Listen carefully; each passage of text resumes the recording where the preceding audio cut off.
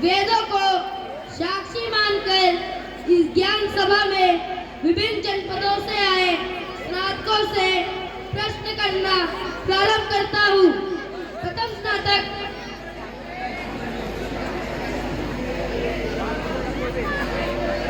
मैं आलोक काशी जनपद का निवासी आचार्य अपने पाणी का शिष्य सभा को प्रणाम करता हूँ। धर्म और अर्थ का स्रोत क्या है? धर्म और अर्थ का स्रोत राज्य है। प्रमाण राज्य मुशायर सद्गुण यदा प्रशासक ने विचार सूख ने तीर कर रही है। राज्य का मूल क्या है? राज्य का मूल राजा है।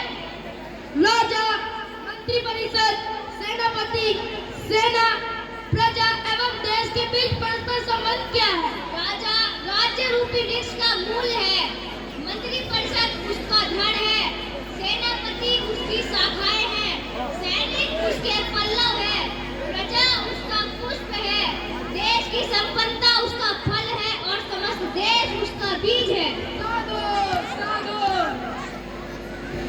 दूसरों पर विजय पाने की अपेक्षा इस पर विजय पाना राजा के लिए परम आवश्यक है। दूसरों पर विजय पाने की अपेक्षा इंद्रिय पर विजय प्राप्त करना राजा के लिए परम आवश्यक है। अतः काम, क्रोध, लोभ, मोह और हर्ष इन सब से इंद्रिय पर विजय प्राप्त करनी चाहिए।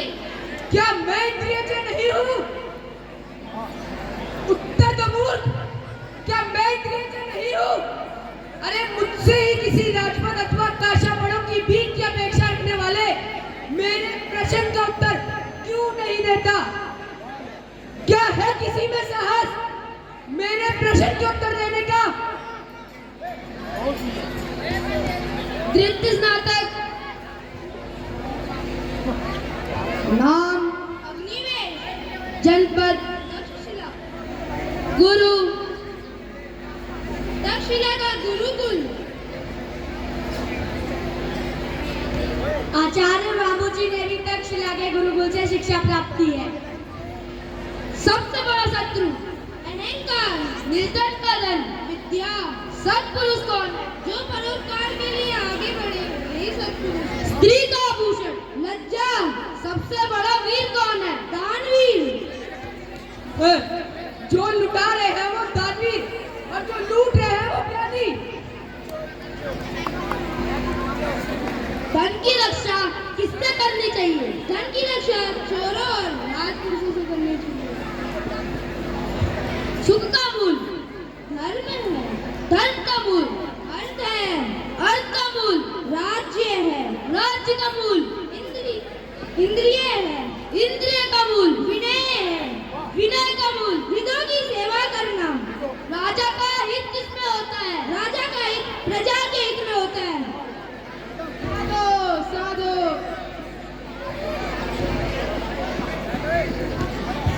यानी मैं प्रजा का हित करूं तो मेरा भी हित होगा। हाँ, कौन कहता है मूर्ख? सामर्थ्य शास्त्र को जीवित रखता है। कहो क्या है तुम्हारे शास्त्रों की दृष्टि में मेरी स्थिति? एक वेतन भोगी सेवक से बढ़कर और कुछ नहीं। तो मैं यहाँ बैठे लोगों का सेवक हूँ। उत्तर दे मूर्ख। ओ तो अब इसकी बारी है। ब्राह्मण तू नहीं मांगेगा भिक्षा। इन सखों के साथ तू भी लूट ले धनानंद को। क्यों ब्राह्मण? तू नहीं करेगा शास्त्रों की चर्चा किसी धन अथवा राजपद के लिए? धनानंद के आगे हाथ नहीं पसारेगा। मेरा धन ज्ञान है धनानंद, और अगर मेरे ज्ञान में शक्ति रही तो मैं अपने पोषण करने वाले सम्राटों का निर्माण स्वयं कर लूंगा। मुझे किसी धन अथवा राजपद की कोई लालसा नहीं है। एक सम्राट की ऐसी सोच देख दुख होता है। बहुत अभिमान है ना तुम्हें अपने नापित सम्राट होने पर? होना भी चाहिए, क्योंकि संघर्ष कर विषम परिस्थितियों से लड़ तुम सम्राट बने थे। मानता हूँ तुम्हारी जाति को अपेक्षित सम्मान नहीं मिला, बुरा हुआ, किंतु बुरा करने से बुरा ठीक नहीं हो जाता धनानंद। तुम्हें सम्राट बनाया था तुम्हारे कर्मों ने, तुम्हारी जाति ने नहीं, किंतु तुम अपनी जाति, अपनी अपने समुदाय की भावना को इतने बलपूर्वक पकड़ के बैठे रह गए कि अपने सम्राट होने के सभी कर्तव्य, सभी उत्तरदायित्व ही भुला बैठे।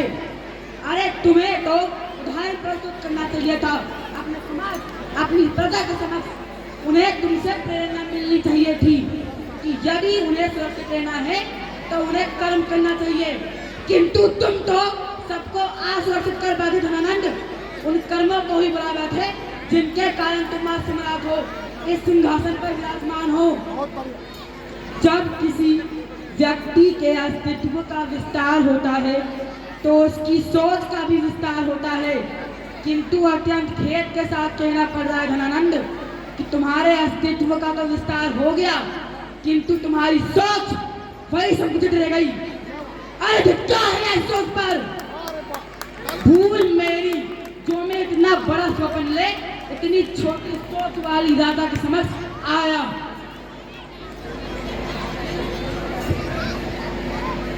अपनी सोच पर इतना अभिमान जो मेरी सोच को धिक्कारा तूने।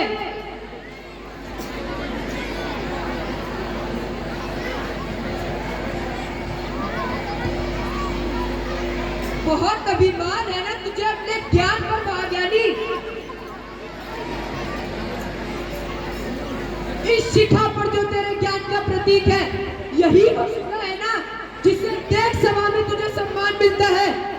आज तुझे ज्ञात होगा कि तेरा और तेरी शिखा का वास्तविक स्थान क्या है। चल, तुझ जैसे सैकड़ों अभिमानी प्रतीक्षा करते हैं मेरे मगध के द्वार पर कुछ पाने के लिए, मेरे कदमों में झुकते हैं, कुछ पलों के लिए आंचल फैलाते हैं। भिक्षा मांगने के लिए बड़ा ज्ञानी बनता है ना, ना भी ज्ञान नहीं कि भिक्षा मांगने के लिए झुकना पड़ता है। उठ, आज तेरे साथ साथ हर कोई ये देख रहा है कि मैं धनानंद विशाल मानवी तेजस्वी हूँ और तू केवल एक माटी का कण है जो किनारे पर रहकर केवल मेरी चरण वंदना कर सकता है, किंतु यदि मार्ग में आया तो बहा दिया जाएगा। नंदवंशी सर्वश्रेष्ठ है, था और रहेगा।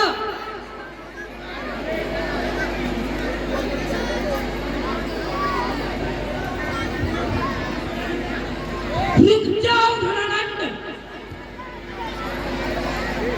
जब किसी व्यक्ति का अहंकार उसकी चरम सीमा पर पहुंच जाए, बस उसी दिन उसी क्षण से उस व्यक्ति का पतन प्रारंभ हो जाता है।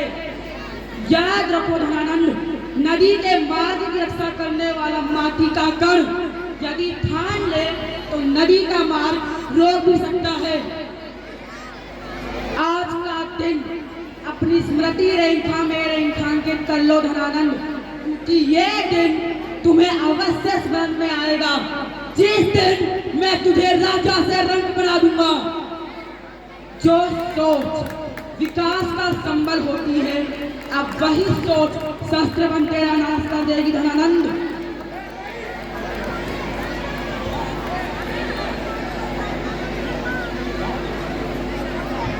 आज जिस शिखा का तुमने भरी सभा में अपमान किया है,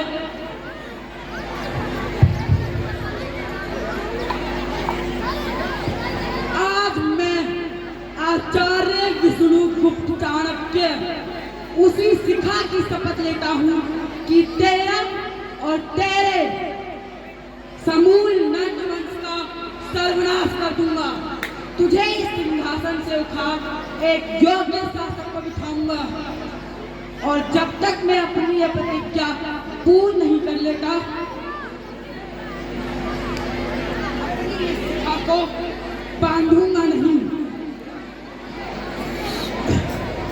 एक साधारण भिक्षु प्रबट और इतना अहंकार शिक्षक कभी साधारण नहीं हो सकता।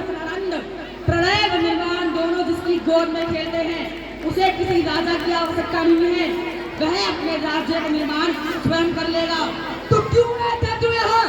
सोचा था पाटलिपुत्र में आप ज्ञान के प्रकाश को देखूंगा, पर देख रहा हूँ कि ज्ञान के सूर्य को राहु करस रहा है। तो वो राहु मैं हूँ, निकाले ब्राह्मण को यहाँ से। मैं कुत्ता नहीं हूँ भगवान, जो स्वामी की ठोकरें खाने के पश्चात भी उसके तलवे चाटना पसंद करेगा।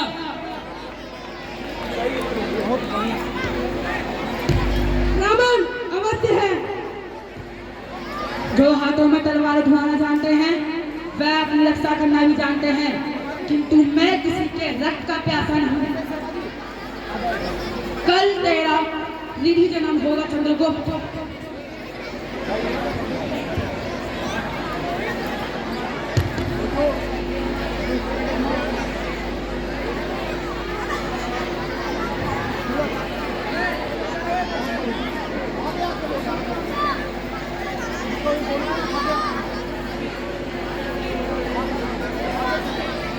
इसके बाद चाणक्य ने अपने शिष्यों की सेना तैयार की।